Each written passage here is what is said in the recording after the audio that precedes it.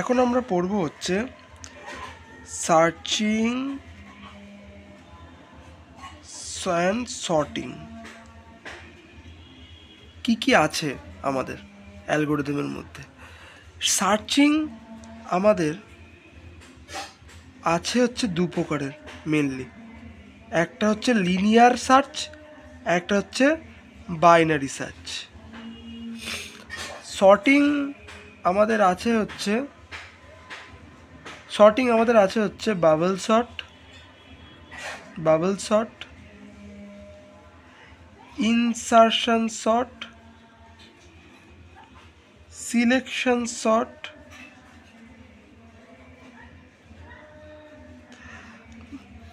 Merge sort, quick sort,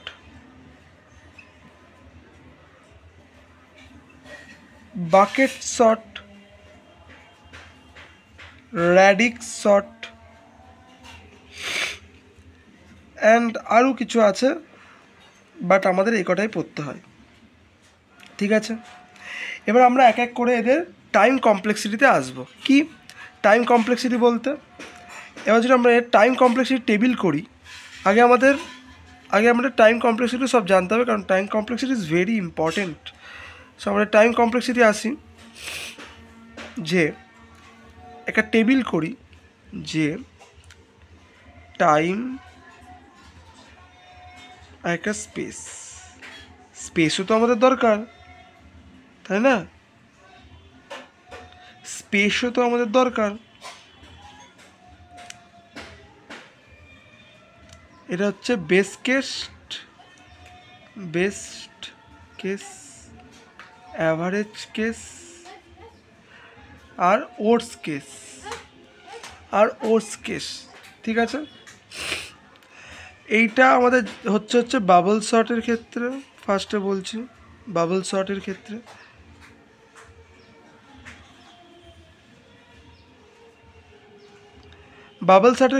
time complexity best case হচ্ছে big of n, average case হচ্ছে big of n square, big of worst কেসেও n স্কোয়ারই হয়। Space complexity কনস্ট্যান্টই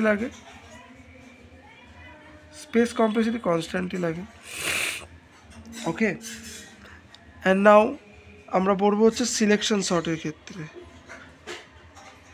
আগে আমরা time complexity নিয়ে সব আলোচনা করি, তারপর আমি স্পেস কমপ্লেক্সিটি বলে দেবো। আগে টাইম কমপ্লেক্সিটি বলি। টাইম কমপ্লেক্সিটি বেস কেস হচ্ছে big of N selection saute, average কেসে বিগ অফ এনই দেয়, আর ওর্স কেসে বিগ অফ এন স্কোয়ার দেয়। মনে রাখতে হবে সিলেকশন সর্ট হচ্ছে সবচেয়ে কম নাম্বার অফ সোয়াপিংয়ের মধ্যে আমাদের শর্ট করে দেয়। এবার আসে হচ্ছে ইনসারশন সর্টের ক্ষেত্রে টাইম কমপ্লেক্সিটি কত? Big of n square, big of n square.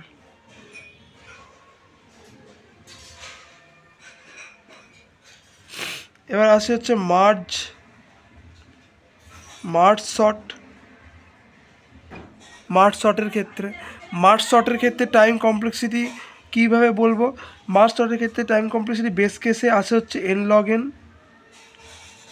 Average কেসেও আছে হচ্ছে এন লগ এন, আর ওর্স কেসেও আছে হচ্ছে এন লগ এন। কুইকে আসি, টাইম কমপ্লেক্সিটি কত আছে? বেস্টে আসে হচ্ছে এন লগ এন, অ্যাভারেজেও দেয় হচ্ছে এন লগ এন, আর ওর্স কেসে দেয় হচ্ছে এন স্কোয়ার।